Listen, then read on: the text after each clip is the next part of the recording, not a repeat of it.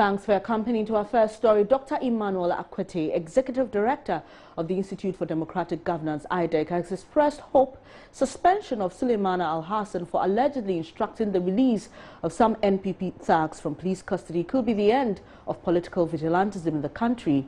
He was speaking on the AM show. It could be, because if the police will be given a free hand to do their work and to do it professionally, you would know that there is a force, there's a state agency that enforces the law, and you are not above it because of your political link. So I think that it is a very important decision, the beginning of the end, because it may well be that others might not take this seriously and they think they may be more influential or powerful, so the president would not act or something. But there is a certain feeling you get when you talk to the police and also to the political leaders, especially when they are in government. They are above everything, including the state itself. So the president, I think, ought to be commended, and it is a fair process, I believe, he's laid out where he says, let's investigate to know the truth. If he acted in good faith and so on and so forth, fine, he will decide on reinstatement, but you cannot say that he hasn't done a good thing, at least demonstrating tolerance for or intolerance for interference with police function. Could we have had somebody else do the punishment, if you like, come up with a statement apart from the president? Because, and I'm asking this because this was largely reported by the media, and I'm thinking there are other incidents that the media may not necessarily get to report. And that could also be undermining the work of the police. So is there somebody who watches over these appointees apart from the president? The police, yes, of course, there's the police council, there is the minister, there are these two institutions who could do that, or leaders in those institutions. But I think it is also fairly within the remit of the president. You know, you serve as the pleasure of the president means he can appoint you, there's a laid out procedure. But then the procedure is also laid out to say before you can, his hands are not tied. Before you can remove somebody, you have to go back to parliament, you have to talk to the police council, he's in charge. We are running a presidential system. Okay, so I think that the magnitude of the problem over the years is such that you need the highest authority. And I think it's consistent with what the president said earlier. He would not tolerate vigilantism. He's asked the police to act. And the police is not acting. And we have found time to ask the police, why are you not acting? And sometimes what you pick up is, yes, the president spoke, but there are people, other people at other levels who really get in to stop what the police can do. And so there's a political dimension. And that political dimension is appropriately addressed by the intervention of the president. Because he's speaking to his party. You know, he's speaking to his party that, look, let the state, state president, let the state institutions do their work, or I would act against you. The minister cannot act against other ministers, you know, and the police board or council cannot act against ministers. They are not responsible to them. They didn't appoint them. Regional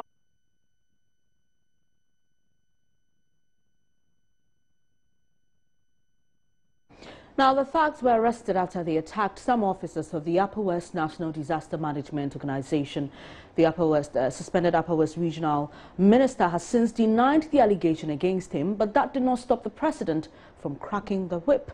News reaching us indicates the 5 suspects who allegedly attacked the NADMO office are in court. Let's go over to Wa and speak to Rafiq Salam on this.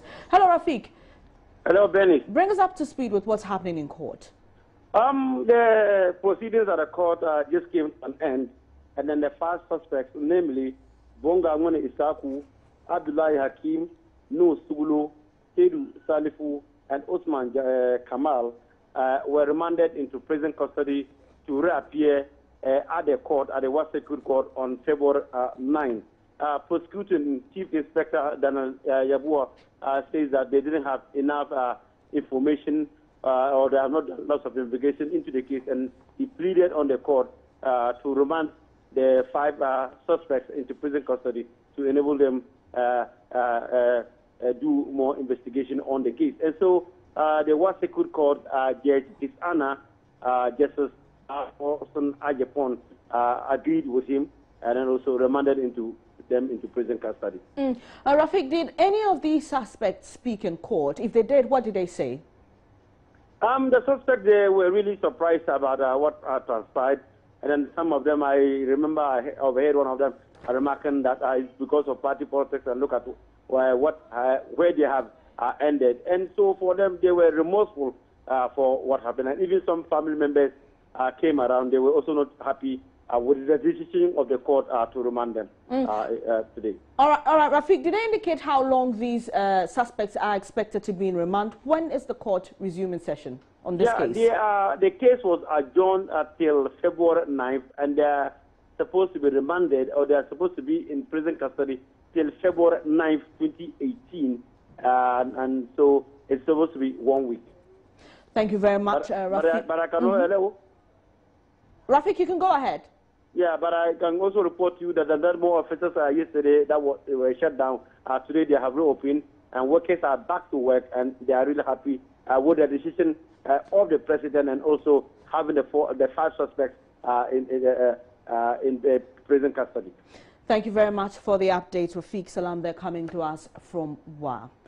The committee set up by the Speaker of Parliament, Professor Michael Quay, to investigate the cash for seat allegation is due to present its report to Parliament today.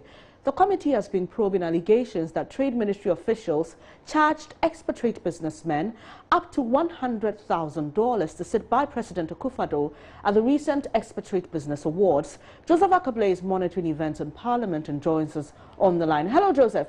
Now, will the report presentation happen today, seeing it's been postponed several times?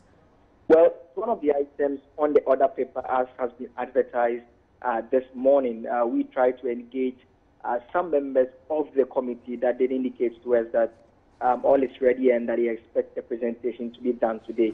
I tried to speak to Dr. Dominic Ayene. He is the former Deputy Attorney General and a member of the committee, and he informed us, you recall, that there are some indications that the minority and majority members of the committee could not reach a consensus on whether to clear the Trade Ministry and the Minister for that matter of any wrongdoing, or whether they found something against them. We are told that it appears, whilst those in the majority feel nothing went wrong per the evidence they've received, those on the minority disagree and think that something indeed went wrong. Dr. Ayene confirmed to us that he has indeed written that dissenting opinion and has handed it to the majority members of the committee. So if that presentation is to take place today as advertised, we can expect that opinion to also be captured as part of the opinion. But there will be an overall decision of the committee, then a dissenting opinion indicated as well, Dennis. All right, and apart from this, can you fill us in on what else is happening on the floor today, Joseph? The other big one that came up a short while ago has to do with an announcement by the majority chief whip, Kwesi Amea-Ochiremi, to the effect that President Nana Addo Dankwa Akufo-Addo will deliver the State of the Nation address on Thursday, 8 February 2018. That is in accordance with the constitutional provision, and that address will be carried out by the President. So he urged members of Parliament to be prompt in attending parliamentary proceedings ahead of the President's arrival in the House. The other issue you'll call a very heated issue about whether some members belonging to the MPP's invincible forces have been recruited to provide security at the premises of Parliament. That issue came up for discussion when Honorable Afenyamarkin had raised issues with it that he doesn't think closure was brought to the matter, but the Speaker reminded them that they had earlier ruled that honorable members desist from discussing that matter in public since it borders on security and security of members of Parliament for that matter. But the Minister for Monitoring and Evaluation has pointed out that just this morning, you overheard Honorable Okujetua Blakwa and Afenyamarkin discussing that issue on one television stage. So the Speaker of Parliament once again reminded honorable members to ensure that they don't discuss that matter in the public domain. If there's any issue, any evidence that they say that they need to bring to the attention of the House, they should channel it at the level of leadership, not to put out in the public domain, Bennett. Thank you very much, Joseph Akable, coming to us from Parliament. Former Attorney General Betty Moudi-Driso has finally broken her silence, insisting she did no wrong during her tenure, despite strong criticism of her handling of the fraudulent payment of 51 million cedis to businessman Alfred Woyome. Mrs. Moudi-Driso dominated the headlines for her involvement in the payment of the controversial amount. Now, many expect the special prosecutor to go after her once confirmed by Parliament, but speaking to Lexis Bill on Personality Profile Thursday night, Mrs. Idrisu said she did nothing wrong. I had some unfortunate experiences in serving at very high levels. Yeah. A lot of not my judgments, but my actions were questioned. And the most reprobate of all is when I was accused, even remotely, of corruption. That is my lowest moment, because I know who I am, and I'm a very proud, strong person. I don't know what corruption is, and to be accused of it at that level, and for you to become a national figure, and for it to be coming on the major headlines in every single newspapers, day in and day out for years, would try anybody, let alone a married woman with children and a family head as I was, or as I am. How did you deal with that period? I have an extremely fantastic support base. My husband is the #1 support base because he's been through it all. And my children, my brothers are just fantastic resource. And my friends and family. And really, shutting off stations like Joy 99.7 FM and listening only to, maybe at that time there were no Donald Trumps in this world, so listening to, you know, BBC and CNN, not listening or not reading. But some way, somehow, you still got to hear what we had to say about you, right? Unfortunately, yes. Okay, so you're saying categorically that you're not corrupt? Of course I'm not corrupt. I think anybody who knows me will tell you that. And you don't think you performed wrongly in your position as Attorney General? Of course not. In any way? Of course not. You know, when Attorney General is a very difficult position, and you take advice, and you make your own judgments as well. And you have to rely upon your own knowledge of the law. But remember at the same time that you're acting as a lawyer for all the ministries, departments and agencies, who also might have their own lawyers. And you're also acting as the legal advisor to the president. And in criminal matters, you are the chief prosecutor for criminal matters. Very delicate balancing act. And it was, in fact, in my whole career, it was the most difficult job I had ever done. Away from Madam Moudi-Driso, more than 50,000 bags of cocoa, oil, palm fruits and other foodstuff are stuck in the Assin South district of the Central Region due to the collapse of some major bridges in the district and a deterioration of some roads. According to the farmers, the situation has compelled some of them to abandon their cocoa beans on the farms because they don't have enough strength to cart them. Richard Kodinyaku visited some of the farming communities and reports the farmers have resorted to a self-help project to build the bridges after several appeals to local authorities yielded no results. Scores of farmers here at Assin South pulled resources together to buy culverts to save their thousands of cocoa bags and other farm produce from getting stuck in their farms. The road that vehicles have to use to convey their farm produce from the farm to the communities and the roadsides can no longer be used. There is no clear access to their farms, and where there is, the road is rugged and bumpy. It's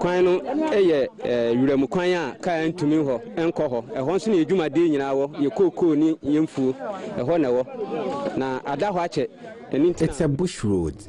Vehicles are unable to use the road. One costs about 5,000 Ghana cedis.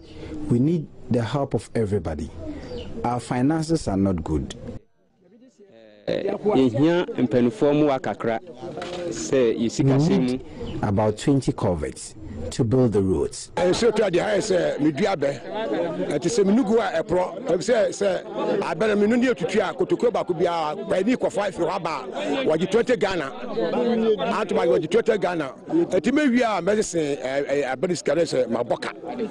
plant oil palm.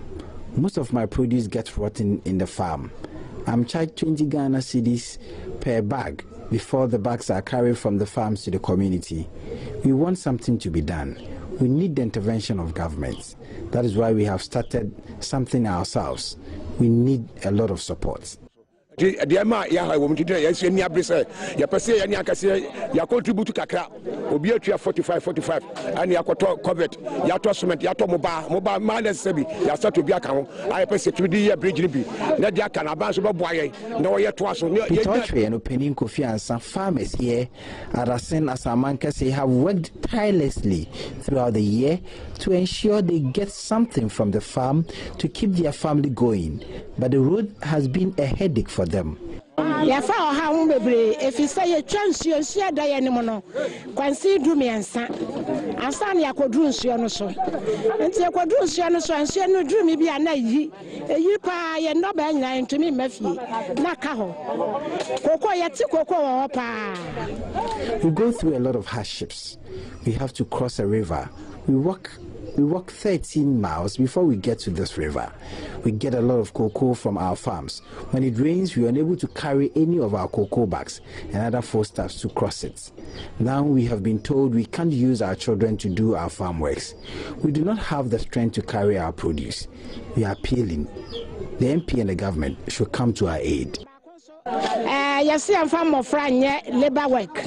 And Sama Yampanifo ya na yentumi kra na ye kwa nti ebre. Ababi aba hwe de ya ye mpanimfo yentumi ni ye kwa koko ye ti koko pa. Ah wase nka yenya ahome. We are losing our bags of cocoa. We harvest a lot of cocoa bags here. They are stuck in the farms because the road is bad.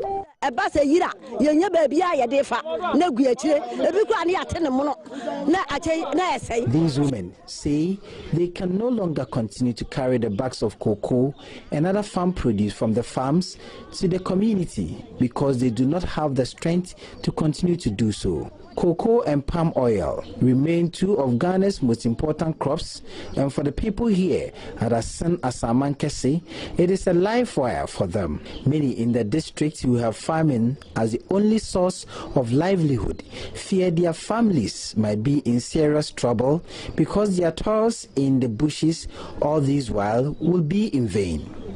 They fear they might not be able to support the education of their wards should the situation remain the same. Last year, since you know, a crowd may go can swim. Last year, we lost many bags of cocoa. The farmers were unable to endure it, so we levied ourselves to start building the roads ourselves. We need the support of the politicians, both past and present, and other benevolent organizations. Assemblyman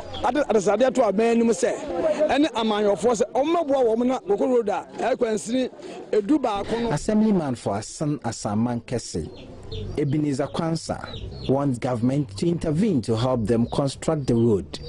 He is appealing to benefactors to come to their aid to ensure that the road is done to help the farmers. Member of Parliament for Assin South, Reverend John Intimfodjo, says the construction of the road is at the heart of his priorities and will ensure the road is constructed. This road network, we have cocoa, we have foodstuff, we have oil palm, we have all kinds of foodstuff that have to be transported from the farm and communities to the market. The road network is in a very bad shape. That notwithstanding, quite apart from the main road, the N8 from Kumasi to Nyamransa, if there is any problem on the main road, this happens to be the only alternative route for any commuter from Kumasi, from the northern part of the country, trying to cross over to the central and the western part of the country.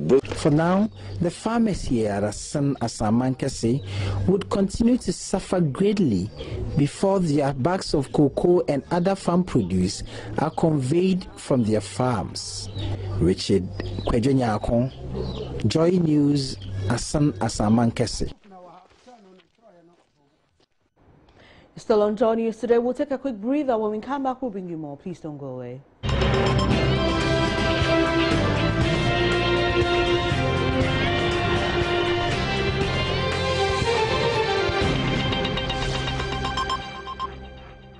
Thanks for staying on Joy News today with me, Benes Abubedu.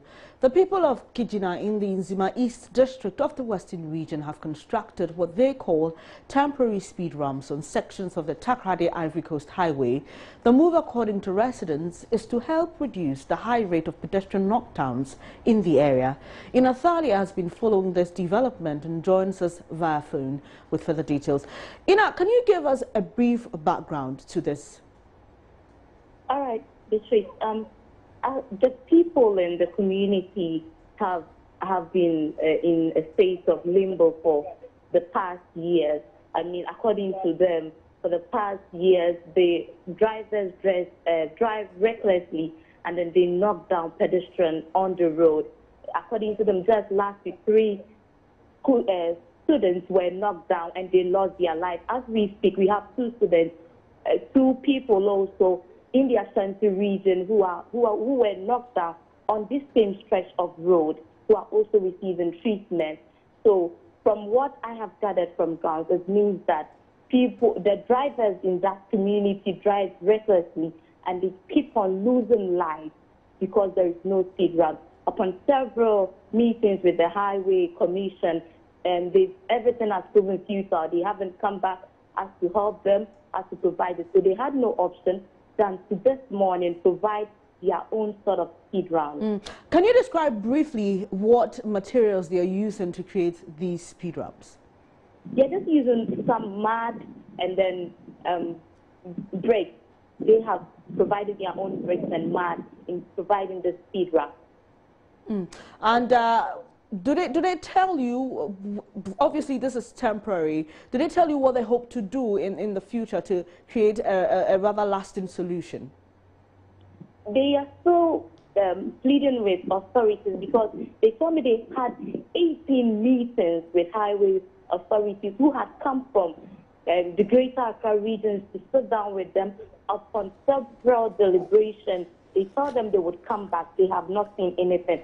So they feel that after making this temporary speed ramp, and then when the media also let their voice out, probably authorities would come to understand because they cannot sit down to lose life each and every passing day in the community. Sure. Thanks for the update, Ina Thalia, there bringing us some updates from the Western region. Still on roads, the Cape Coast Accra Highway is one of the major roads in the country, but that stretch of road remains very dark at night. This makes users of the road prone to accidents and several attacks by armed robbers. On Joy News Agenda today, Richard Kwejonyako speaks with drivers and other road users in Cape Coast on the effect of the absence of street lights on the roads in Cape Coast and the Accra Cape Coast Highway. It is 8 p.m. Thursday, and I'm on the Cape Coast Accra stretch of the road. The nature of the road is relatively good. The road is pitch dark at night with very little markings. Most of the markings that have been done are either faded or are fading. This makes driving on the road at night very difficult. And the other day to somebody cross the road, and like I didn't see it earlier, like I will hit that person. To preach, you need light and things on the road because sometimes I cannot see far. Or apart from my light, I cannot see far. I remember that they have robbed one of the students, UCC. Taxi driver. Like sometimes they use taxi to rob people about that bridge. Yeah. It's because there is no light. Because of there's no light. Nana Buache is a taxi driver in Cape Coast. Nana is deeply worried about the darkness that envelops the road at night because there are no street lights to illuminate the roads. His colleague, Isaac Aheto, who also drives in Cape Coast and has been using the Cape Coast Accra Highway, has a similar experience. You see, sometimes when we are driving along the road, some of the drivers, their sight is not very good, so they always use their high light instead of them to use the dim light, just because there's no street light. So they always put on their high light on it, and then it disturbs us a lot. If the high light is on, maybe your sight also is not good. You will crash with the person. Maybe you would think that you are in your lane, but at that time you wasn't in your lane. You will be in a different lane. Residents who live close to the road are forced to sleep early for fear of either being knocked down by vehicles or being robbed at gunpoint.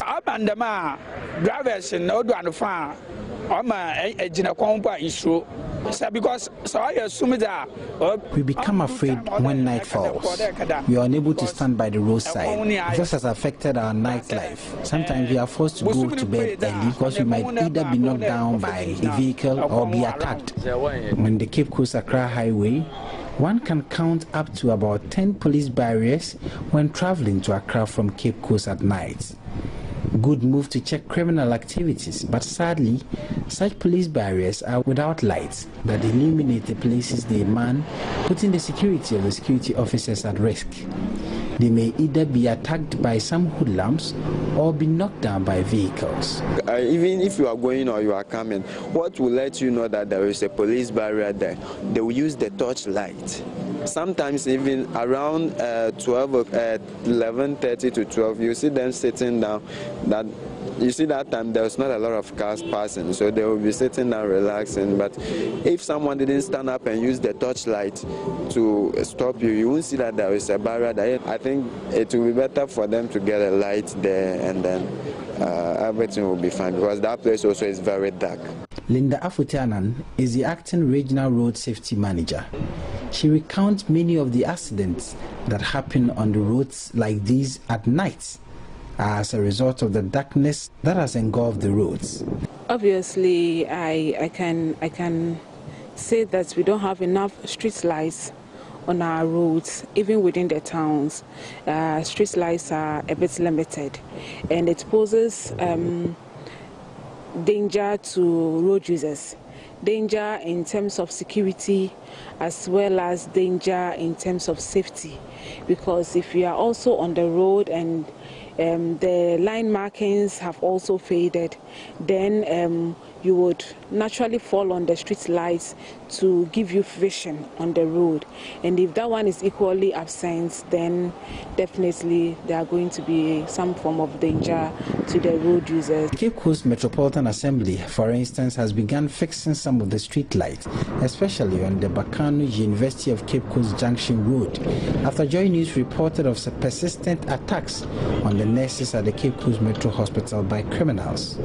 But it remains to be seen when actions would be exerted on other roads in Cape Coast, and for the Cape Coast Accra Highway, it is just a series of disasters in waiting should nothing be done about the situation. Richard Kwejonyako, Joy News, Cape Coast. Now, the long-standing Gamanche chieftaincy dispute may soon see closure. This is because one of the claimants to the stool, Abola Piam Tumawe, has petitioned the Regional House of Chiefs at Dodoa to adjudicate the matter. Nominee from the Abola Piam Tumawe, Ni Taki Obli II, believes a speedy resolution of the dispute will bring development to the Ghana state. It will be recalled several claimants to the stool over the past 1 year have been installed in controversial circumstances. Dr. Kelvin Taki, with a stool named Ni Taki Teko True II, a former head of the Lands Commission, Ni Ajumaku Nunu, are among those who have held themselves as leaders of the Ghana state since the passing of Gamanche Boni Ni Amugi II in 2004. The Ghana Traditional Council in October last year witnessed a bloody clash when an event to introduce Ni Taki Obli II as another claimant to the stool was disrupted by some youth belonging to another faction. But Ni Taki Obli II says his petition looks to place an injunction on the other factions, restraining them from holding themselves as Gamanche. He's been speaking to Draw News. Abola Piamwe, which is currently supposed to be the ruling house in the Gamanche saga, have filed a petition to Dodowa. You've been hearing that some people are calling themselves Gamanche. Today you hear somebody says Gamanche. Within 2 weeks, there's another man called Gamanche. So Abola Piam, we are the ruling house currently, and I'm the nominee for Abola Piam. And we file a petition to Dodowa. They are custodians. So I filed a petition. I need Taki Obli II. I'm the nominee for the Gamanche slot. And we don't want bloodshed. We just want peace. The other day, I called a press conference. They attack us. They attack us here. We don't want that thing to happen, where our youth have been restrained. I've restrained them. That's why we've decided that we are petitioning Dodowa that it is the turn of Abola Piamwe to rule Ghana, and then they should give our thing to us. I'm putting an injunction on all those claiming the Gamancheship. Since I've petitioned them, they would form a committee and educate. So we'll be attending the court proceedings until the final verdict comes out. I'm assuring you that I was able to curb and restrain them from the disturbances. You saw how the first disturbances was. It will all depend on the Dodowa House of Chiefs, where there will be suspicion or there will be delays and other things and all. You know, people will be angry. People are waiting for 10 years or 12 years now. Only these two guys, Lache and Kevin, you can see they are the only problem in Ghana State. We don't have any problem. 4 houses. They did that, and we gave Dr. Joe Branson the opportunity. We were supposed to rule, and they gave Dr. Joe Branson. We didn't want. We fought, and then we kept quiet. I combined in my petition to the Traditional Council. I combined the kingmakers, the Ganjase Otogan, Tetekwe. I combined all of them, including Kevin and Lache. The Minister of Regional Reorganization and Development, Dan Boche, has rejected claims that a new region cannot be created out of the Volta region because it's not a territory of Ghana but a mandated or trusteeship territory which forms part of the British Togoland, formerly a German colony. According to him, there are no available official documents that give credence to such claims.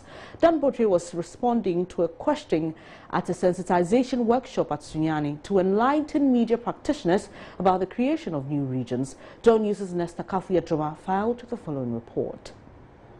A journalist asked the minister whether government was aware of the 1956 plebiscite, which allows Volta region to become an autonomous state after 50 years. Let us be factual. If my friend or anybody can show us a document which says that 50 years after the plebiscite, there should be a country created Western Togoland.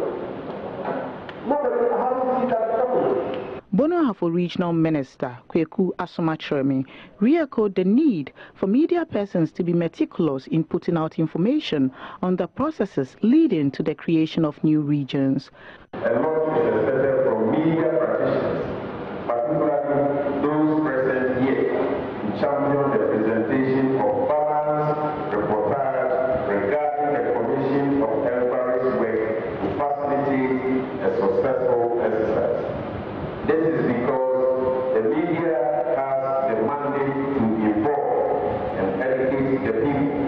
Hence, the information put out in the public domain must be credible and accurate, must be fair and impartial, and must also be timely and rich in content for the people to benefit fully.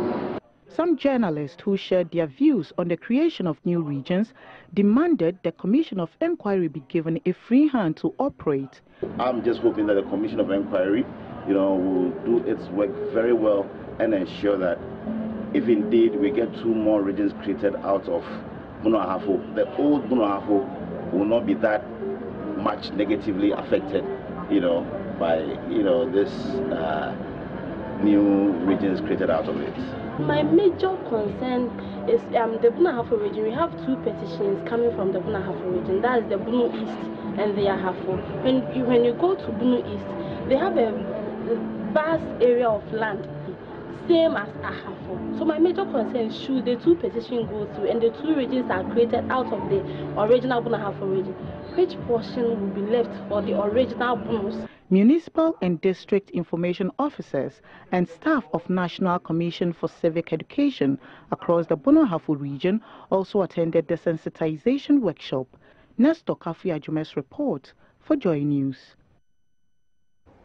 Now, Ghana's housing deficit of an estimated 1.7 million units could worsen despite state and private sector interventions, especially with current rising cost of owning a house.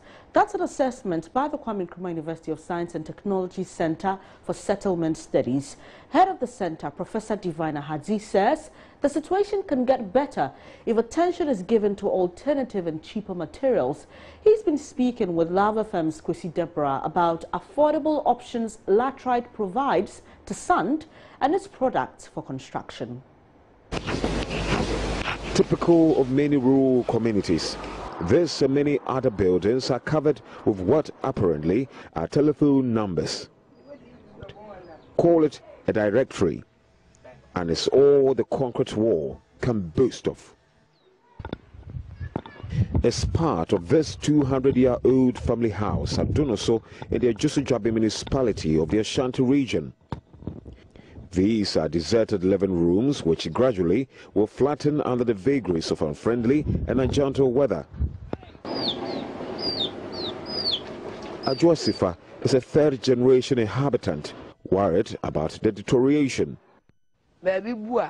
Our house is old, she says, so when it rains, it brings down parts of the structure. When a part breaks off, we go for some of the laterite and patch it up. We mix cement and sand to clad the wall. Unfortunately, Ghana's housing situation remains acutely inadequate. According to the Works and Housing Ministry, the country needs about 1.7 million units to cover her population. Most of the homeless fall within the low-income group, which urgently needs relief. Professor Divine Ahadzi is head of settlement studies at the Kwame Nkrumah University of Science and Technology. Since independence, Malaysian government has built over 3 million houses, Singapore about 800,000 and more. Even South Africa, which became independent officially in 1994, the government has built about 3 million houses.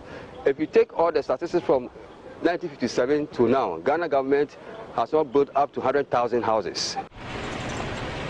Affordable housing projects initiated 2006 to provide 2,000 units has suffered serious setbacks, for which work is yet to be completed. Which means that when it comes to housing provision, we are in a very critical situation. Laterite has been used for building construction since the beginning of time. In Ghana's rural areas, laterite forms the main component of building works. Of course, that is to be expected because 70% of the total surface area is actually laterite. The Center for Settlement Studies is convinced it has the answer to Ghana's housing challenges. This structure, built over 40 years ago, is a testimony. But many are still skeptical about the durability of what is locally known as Atakwame House because it easily gives in to the weather, especially heavy rains. Henry Kwaku Boafo is architect and research scientist who, together with other colleagues, has developed new methods to deal with the defects. The foundations are protected with simple bitumen, sand, and cement. And then you can see that everything is in order. We have done similar to the walls. Officials at the center believe, besides affordability, the technology holds much for the environment. When you build the same laterite or Atakwame wall construction, one room with just a simple screening, you can save 62%. And so, if you can see the ripple effect, if you have to build in larger mass housing sizes, and also with the effect of climate change, as we are talking about, with laterite or like you don't use a lot of energy in terms of production and even at the construction site. Reporting for Joy News, Kwesi Deborah. You may want to consider laterite when building your house. It's now time for business news with Emmanuel Abuajiriafi.